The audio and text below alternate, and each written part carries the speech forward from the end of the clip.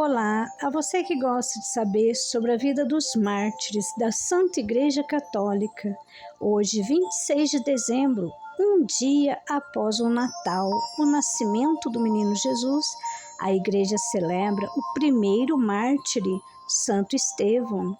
Santo Estevão foi um dos escolhidos entre 7 homens de Deus para fazer parte do grupo dos primeiros diáconos da Igreja de Jerusalém, como lemos no livro dos Atos dos Apóstolos, capítulos 6 e 7.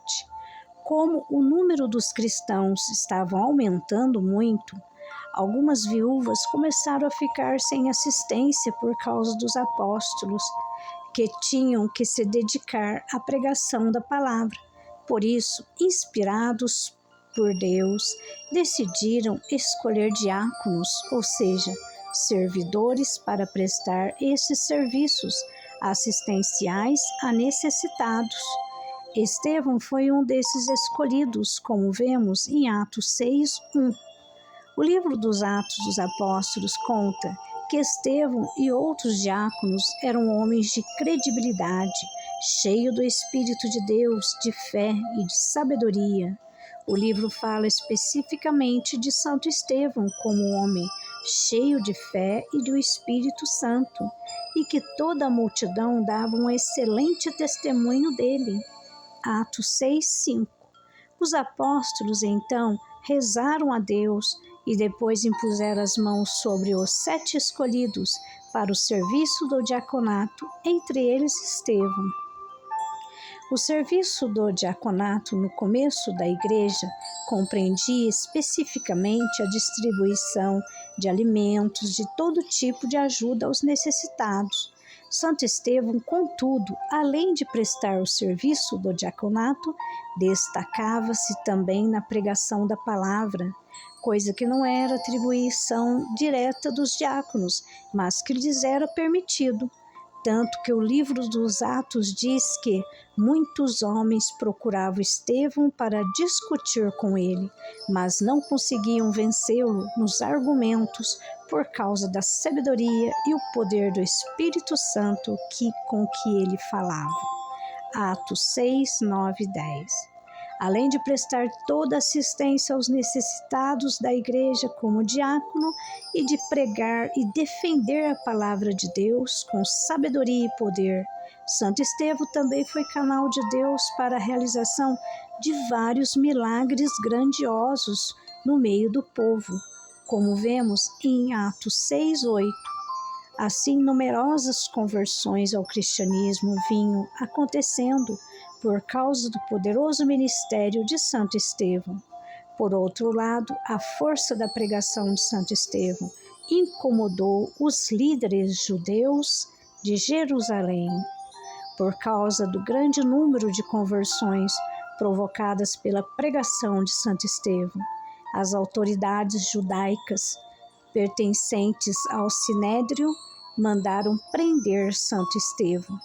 No Sinédrio, ele foi julgado, lá diante de toda a autoridade e de Saulo, o fariseu, que se tornaria São Paulo. Ele defendeu a fé cristã de maneira que não puderam contradizê-lo. Por isso, sem razão, condenaram Estevão à morte por blasfêmia. Primeiro mártir da igreja. Santo Estevão manteve-se firme na defesa da fé diante de todos. Por isso foi levado a uma rua de Jerusalém e lá foi apedrejado até a morte. O jovem fariseu Saulo ficou com as roupas de Santo Estevão. Antes de morrer, ele pediu a Deus que perdoasse aqueles que o matavam, porque não sabiam o que estavam fazendo. Assim, Estevão foi o primeiro mártir da igreja, ou seja, o primeiro cristão católico a entregar sua vida por causa de Jesus Cristo e da Santa Igreja. O testemunho de Santo Estevão certamente impressionou São Saulo, o futuro São Paulo.